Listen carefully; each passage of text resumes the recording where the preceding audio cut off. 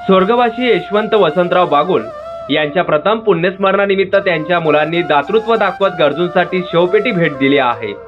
धुळ्यात आयोजित कार्यक्रमात सर्वप्रथम स्वर्गवासी नानासाहेब यशवंत वसंतराव बागुल यांच्या प्रतिमेला पुष्पहार अर्पण करून नातलगांसह उपस्थितांनी अभिवादन केलं आहे। तदनंतर त्यांच्या आठवणींना उजाळा देण्यात आला आहे।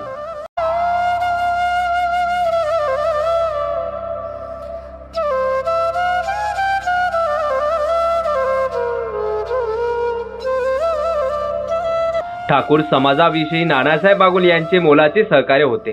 समाजात असलेल्या विविध अडचणींना नानासाहेब बागुल मार्गदर्शक होते। त्यांनी समाजातील अनेक अडचणी सोडवल्या, गोरगरिबांना मदतीचा हात दिला। नानासाहेबांच्या जाण्याने समाजाची मोठी हानी झाली आहे, असं देखील मनोगत आलेल्या नातेवाईकांनी व्यक्त केलं आहे। नानासाहेब बागुल यांचे ठाकूर समाजातच नव्हे तर इतर समाजात देखील उत्कृष्ट कार्य असल्यानं ठाकूर समाजाव्यतिरिक्त त्यांचा मित्रपरिवारही या कार्यक्रमाला उपस्थित होता। या कार्यक्रमाला आविष्कार भुसे, डॉक्टर जितेंद्र ठाकूर, प्रमोद वाघ, योगेश वाघ, रामलाला बागुल, संतोष बागुल, हिरालाल बागुल, मदन बागुल, रणजित बागुल, शिवाजी बागुल तसेच विश्वास बागुल, भूषण बागुल, अमोल बागुल, सिद्धांत बागुल, सूरज बागुल, नयन बागुल, स्वप्नील बागुल, संकेत बागुल आदी यावेळी उपस्थित होते। प्रतिनिधी रूपक बिरारी, माझा महाराष्ट्र न्यूज, धुळे।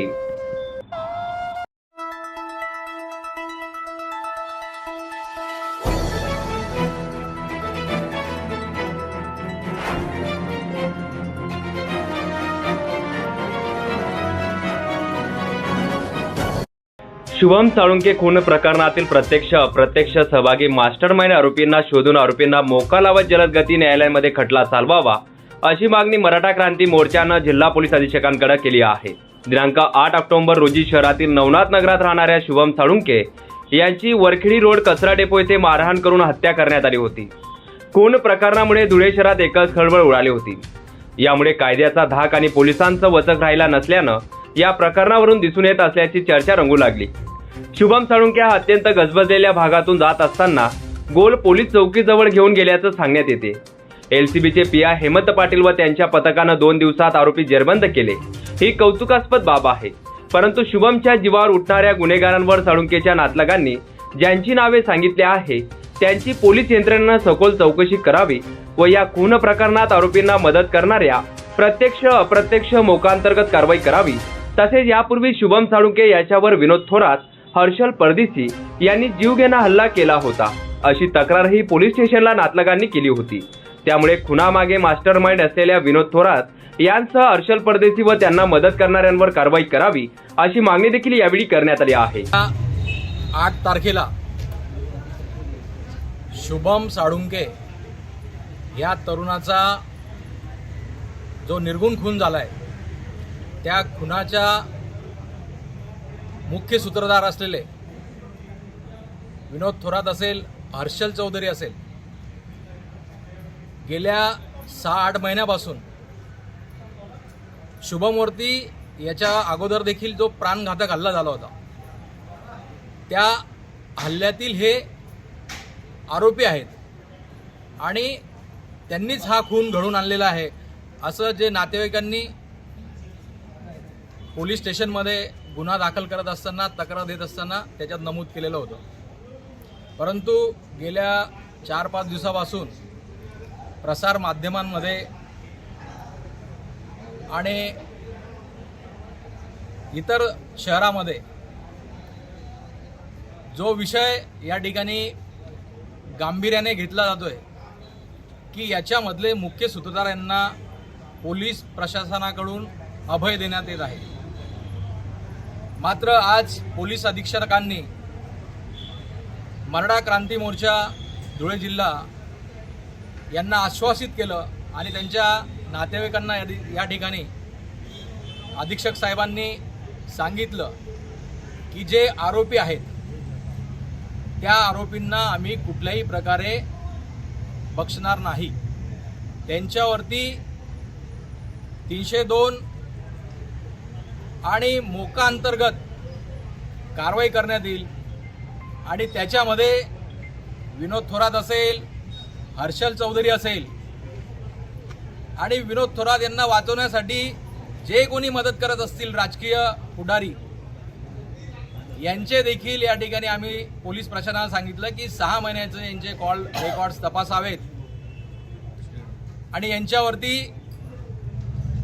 खून केलाय, खुनाचा कट रचलाय म्हणून यांच्यावरती 302 आणि मोक्का अंतर्गत कारवाई करावी या ठिकाणी मराठा क्रांती मोर्चाच्या माध्यमातून आम्ही या ठिकाणी मागणी करतोय। या प्रकरणासंदर्भात न्यायालयात जलद गतीनं खटला चालवण्यात यावा, आरोपींवर मोक्का अंतर्गत कारवाई करावी अशी मागणीही मराठा क्रांती मोर्चाच्या वतीनं करण्यात आली आहे। पवन मराठे, माझा महाराष्ट्र न्यूज, धुळे।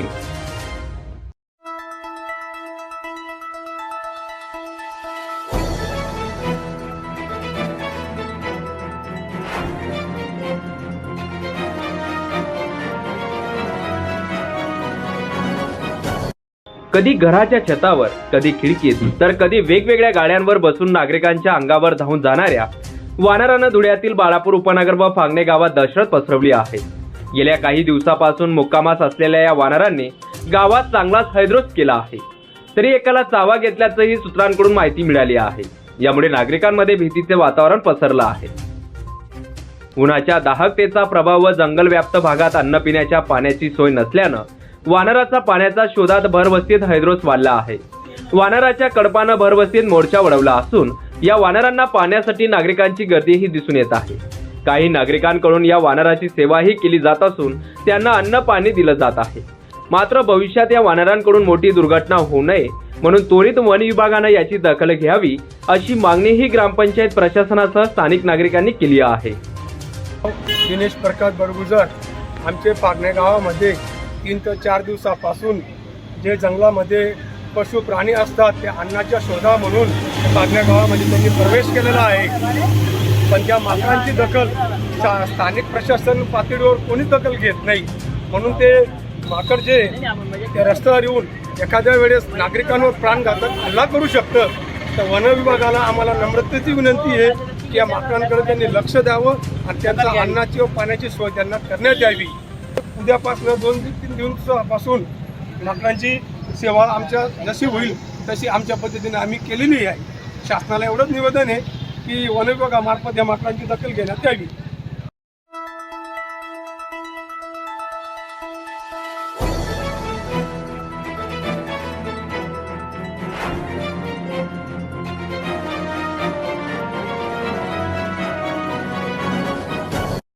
पुण्यातील भिडेवाड्यासंदर्भातील स्थानिक पोट भाडेकरूंनी पुणे महानगरपालिका व राज्य सरकारच्या विरोधात दाखल केलेली याचिका मुंबई उच्च न्यायालयानं फेटाळली असून भिडेवाडा येथे क्रांतीज्योती सावित्रीबाई फुले यांचे स्मारक करण्याचा मार्ग अखेर मोकळा झाला आहे। त्या अनुषंगानं धुळ्यात अखिल भारतीय समता परिषदेच्या वतीनं क्रांतीज्योती सावित्रीबाई फुले यांच्या स्मारकाला पुष्पहार अर्पण करून एकमेकांना पेढे भरवत जल्लोष साजरा करण्यात आला आहे।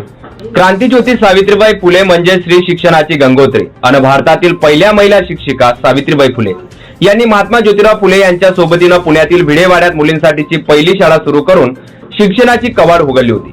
मात्र काळ सरला आणि हीच प्रेरणादायी शाळा अक्षरशः भग्न अवस्थेत गेली। जागेचं प्रकरण न्यायालयात गेलं आणि खटला वर्षानुवर्ष सुरू होता। सन 2010 मध्ये या ठिकाणी स्मारक करण्याबाबत पुणे महानगरपालिकेने निर्णय घेतला। त्यानंतर येथील पोट भाडेकरूंनी उच्च न्यायालयात पुणे महानगरपालिका व महाराष्ट्र शासन यांच्या विरोधात याचिका दाखल केली होती। न्यायमूर्ती GS पटेल व न्यायमूर्ती कमल खाटा यांच्या खंडपीठानं आज याबाबत निर्णय दिला आहे। यासाठी राज्य शासनाच्या वतीनं राज्याचे महाधिवक्ता वीरेंद्र सराफ यांनी तर पुणे महानगरपालिकेच्या वतीनं माजी महाधिवक्ता ज्येष्ठ विधितज्ञ आशुतोष कुंभकोणी यांनी उच्च न्यायालयात भक्कमपणे बाजू मांडली आहे। गेल्या 13 वर्षापासून सुरू असलेल्या अखिल भारतीय महात्मा फुले समता परिषदेच्या लढाईला अखेर यश आलं आहे। आता पुणे येथील भिडेवाड्यात सावित्रीबाई फुले यांचे भव्य स्मारक उभारण्याचा मार्ग अखेर मोकळा झाला आहे।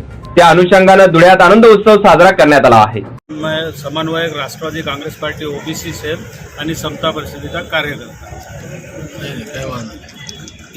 सावित्रीबाई फुलेंनी 1848 साली ज्या भिडेवाड्यात त्यांनी मुलींची शाळा सुरू केली होती त्या भिडेवाडा तो एका बँकेने किंवा कालांतराने तो विकला गेला, पण ती जागा जेव्हा स्मारकासाठी समता परिषदेच्या वतीनं मागणी केली आणि त्यांचा लढा चालू होता, पण तिथं ते पोट किरायेदार होते, त्यांनी ते कोर्टात गेले आणि ती जागा मिळणं कठीण होत होतं। पण कोर्टात अनेक वर्षाच्या लढाईनंतर काल समता परिषदेचा विजय झाला। काल ह्या फुले शाहू आंबेडकरांच्या विचारसरणीचा विजय झाला आणि सावित्रीबाई फुलेच्या स्मारकाचा मार्ग मोकळा झाला. आम्हाला अतिशय आनंद आहे की ज्या मुलींना सावित्रीबाईंनी मोठं केलं, आज त्याच फुले वाड्यात पुन्हा एकदा सावित्रीबाईचं स्मारक व्हावं. त्याच ठिकाणी या राज्यातील गोरगरीब ज्या शिकू शकत नाही, ज्या शिक्षण घेऊ शकत नाही, अशा मुलींसाठी तिथं हॉस्टेल उभं करावं ही देखील आमची मागणी आहे आणि ते देखील तिथं पूर्ण हॉस्टेल मोठं झालं पाहिजे अशी आमची मानसिकता आहे. ते आनंद उत्सव साजरा केला. छगन भुजबळांच्या लढाई भुजबळ साहेबांनी जिंकल्यामुळे आम्हाला आनंद किती होतं हे सांगण्यापेक्षा ह्या राज्यात तालुका पातळीपासून जिल्हा पातळी तुम्ही महाराष्ट्रात कुठेही जा, आज सगळ्या महाराष्ट्र हा आनंदाचा दिवस आहे आणि आमच्यासाठी आज ही दिवाळी आहे. या प्रसंगी अखिल भारतीय समता परिषदेचे पदाधिकारी, कार्यकर्ते व समाज बांधव मोठ्या संख्येने यावेळी उपस्थित होते. रूपक बिरारी, माझा महाराष्ट्र न्यूज, धुळे.